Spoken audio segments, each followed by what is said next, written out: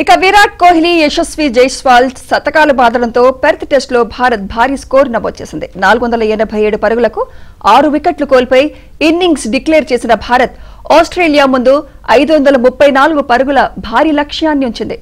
చివరి అరగంట ఆటలో 3 వికెట్లు కోల్పోయిన ఆస్ట్రేలియా పీకల్లోతు కష్టాల్లో పడింది. తొలి ఇన్నింగ్స్ లో భారత్ 150 పరుగులకు ఆలౌట్ కాగా రెండో ఇన్నింగ్స్ లో కెప్టెన్ బుమ్రా దెబ్బకు ఆస్ట్రేలియా 104 పరుగులకే కుప్పకూలింది.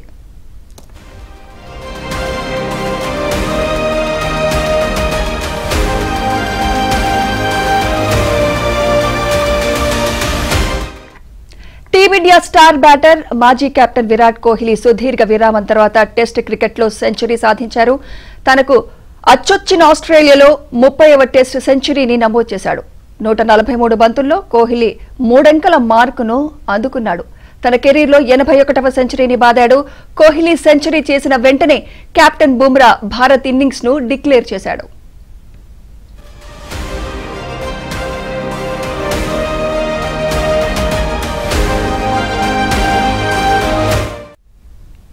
ఈ మ్యాచ్ తొలి ఇన్నింగ్స్ లో విరాట్ కోహ్లీ కేవలం 5 పరుగులు మాత్రమే చేసి అవుట్ అయ్యాడు. అయితే రెండో ఇన్నింగ్స్ లో మాత్రం రెచ్చిపోయాడు.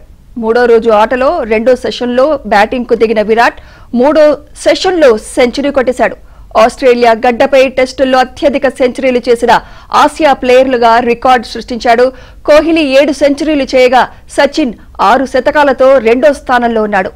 అన్ని ఫార్మాట్లు కలిపి విరాట్ కోహ్లీ ఆస్ట్రేలియాపై మొత్తంగా 10 సెంచరీలు నమోదు చేశాడు. పెర్త్ టెస్ట్ లో చేసిన సెంచరీతో కలిసి అంతర్జాతీయ క్రికెట్ లో కోహ్లీ సాధించిన శతకాల సంఖ్య 81కి పెరిగింది. గత కొంతకాలంగా ఫామ్ లేమితో సతమతమవుతోన్న కోహ్లీకి గత 16 ఇన్నింగ్స్ లో ఇదే తొలి శతకం.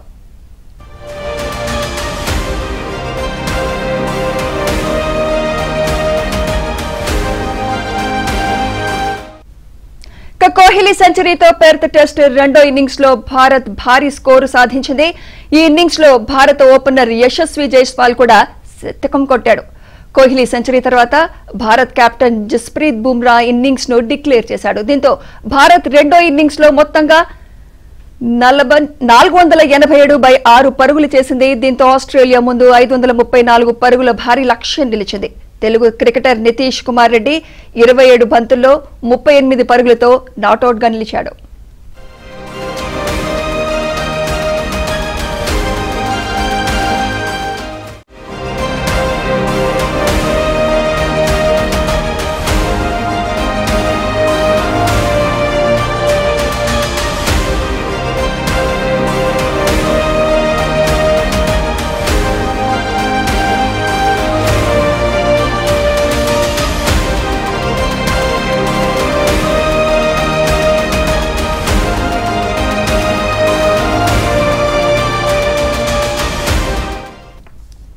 ఈ మ్యాచ్ పై విశ్లేషణ అందించేందుకు మనతో పాటు ఉన్నారు స్పోర్ట్స్ అనలిస్ట్ చంద్రశేఖర్ గారు.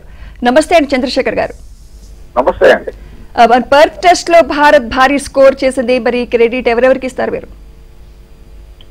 Of course first of all this is Yashasvi Jaiswal and KL Rahul definite గానే. ఎందుకంటే వాళ్ళు వేసినటువంటి 201 రన్స్ ఫస్ట్ వికెట్ భాగస్వామ్యం అది నిలబెట్టింది ఇండియాను. ఒకవేళ అలాగే కాకుండా కనుక మొదట్లోనే వికెట్ పోయి ఉంటే మాత్రం డెఫినెట్ గా ఆస్ట్రేలియన్ బౌలర్స్ అప్పర్ హ్యాండ్ సాధించేటువంటి వాళ్ళు. సో కాబట్టి డెఫినెట్ గా ఈ క్రెడిట్ అనేటువంటిది 100% యశస్వి జైస్వాల్ అండ్ కేఎల్ రాహుల్.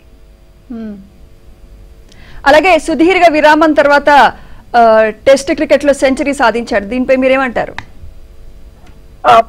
కోహ్లీకి అచ్చొచ్చినటువంటి ఇది ఆస్ట్రేలియా ఎప్పుడు కూడాను ఆ తర్వాత ఈవెన్ యాక్చువల్లీ ఆస్ట్రేలియన్ బౌలర్స్ ని ఎదుర్కొంటూ ఆస్ట్రేలియాలో సెంచరీలు సాధించడం కోహ్లీకి చాలా అలవాటైనటువంటిది. ఏదో ఫస్ట్ ఇన్నింగ్స్ లో అతను అవుట్ అయిపోయాడు, లేకపోతే కనుక ఇండియాలో జరిగినటువంటి న్యూజిలాండ్ సిరీస్ తోటి అతను ఫెయిల్ అయ్యాడు అని చెప్పేసి అని కొన్ని రోల్స్ రావడం అనేటువంటి చూసాం మనం. బికాస్ అంటే కోహ్లీ కావచ్చు, రోహిత్ శర్మ ఇట్లాంటి వాళ్ళ మీద అంత తొందరగా ఎందుకు ఫ్యాన్స్ రియాక్ట్ అవుతారు అంటే వాళ్ళ నుంచి ఎక్స్పెక్టేషన్స్ ఎప్పుడు కూడా చాలా హైగా ఉంటాయి. సో ఆ అంచనాల్ని అందుకోవటంలో ఎప్పుడైనా కనుక 1-2 మ్యాచ్ల్లో విఫలమయ్యేట్లయితే నేచురల్ గానే ఇది రియాక్షన్ అనేటువంటిది కూడా అదే ఇదిలో ఉంటుంది. సో ఇప్పుడు ఏదో ఓకే ఆల్మోస్ట్ 1.5 years తర్వాత సాధించాడు సెంచరీని. సో అందుకని కోహ్లీ అంటే అంతకు ముందు దాకా కోహ్లీ పని అయిపోయింది. ఈవెన్ యాక్చువల్ గా ఫస్ట్ ఇన్నింగ్స్ లో 5కి అవుట్ అయినప్పుడు కూడా చాలా ట్రోల్స్ చూసాం మనం. నువ్వు అటు స్పిన్ ఆడలేవు, లేకపోతే మీడియం పేస్ కూడా ఆడలేవు, ఇంకెందుకు నువ్వు హాయిగా ఇంటికి వెళ్ళిపో, లేకపోతే కనుక ఐపీఎల్ ఆడుకో చాలు అనేటువంటిది. సో కోహ్లీ లాంటి వాళ్ళకి ఇది పెద్ద ఇట్లాంటి కామెంట్స్ అనేటువంటి చాలా కామన్ అయిపోయినాయి. ఎప్పుడు అదే అంటూ ఉంటాడు యాక్చువల్ గా, my bat will answer to all these criticisms అనేటువంటిది. సో ఈ రోజున దాన్నే ప్రూవ్ చేసుకున్నాడు. అంటే సచిన్ రికార్డ్ బ్రేక్ చేశాడు కదండి, దానిపై మీరేమంటారు? ఎప్పుడైనా కానీ సచిన్ రికార్డ్ ని బ్రేక్ చేసేటువంటిది ఎవరున్నారు అంటే కనుక ఇండియన్ ప్లేయర్స్ లో ఎట్లాగో విరాట్ కోహ్లీ అనేటువంటిది ముందు నుంచే ఉన్నటువంటి. ఆ తర్వాత ఓవరాల్ గా చూస్తే కనుక నేచురల్ గానే అటు జో రూట్ కావచ్చు, లేకపోతే విరాట్ కోహ్లీ, వీళ్ళకే సచిన్ రికార్డ్ ని బ్రేక్ చేసేటువంటి అవకాశం ఉంది అనేటువంటిది ముందు నుంచి మనం చెప్పుకుంటున్నటువంటిది. కాకపోతే ఇంత తేడా వచ్చింది కాబట్టి, ఇంత గ్యాప్ వచ్చింది కాబట్టి చేయగలదా లేదా అనేటువంటిది. బట్ ఇప్పటికీ కూడా ఒక్కటి, సచిన్ రికార్డులు అంటే 100 సెంచరీస్ చేయటం ఓవరాల్ గా ఇంటర్నేషనల్ క్రికెట్ లో అనేటువంటిది కోహ్లీ ముందు ఒకప్పుడు ఉన్నటువంటి గోల్ అవ్వచ్చు కాక, బట్ ఇప్పుడు దాన్ని అందుకుంటాడా లేదా అనేటువంటిది మాత్రం ఇట్ ఇస్ ఏ డౌట్ఫుల్. ఎందుకంటే టెస్ట్ క్రికెట్ కూడా మాక్సిమం ఇంకొక 2 years ఆడతాడేమో. ఈవెన్ యాక్చువల్ గా ఆల్రెడీ T20కి రిటైర్మెంట్ ఇచ్చేశాడు. వన్డే కూడా ఎంతకాలం ఆడతాడు అనేటువంటిది తెలియదు, because age is catching up, no doubt. Fitness levels ని మెయింటైన్ చేయడంలో కోహ్లీని మించినటువంటి ఆటగాళ్ళు లేకపోయినా కూడా, బట్ జనరల్ గానే ఏజ్ అనేటువంటిది కొంత రిఫ్లెక్షన్స్ తగ్గిస్తూ ఉంటుంది. కాబట్టి సచిన్ రికార్డ్ ని బ్రేక్ చేయడం అనేటువంటిది ఇప్పుడున్నటువంటి కోహ్లీకి సాధ్యమా అనేటువంటిది కొంచెం డౌట్ఫుల్ అయినటువంటిది. Right, thank you very much Chandrasekhar garu. Thank you అండి.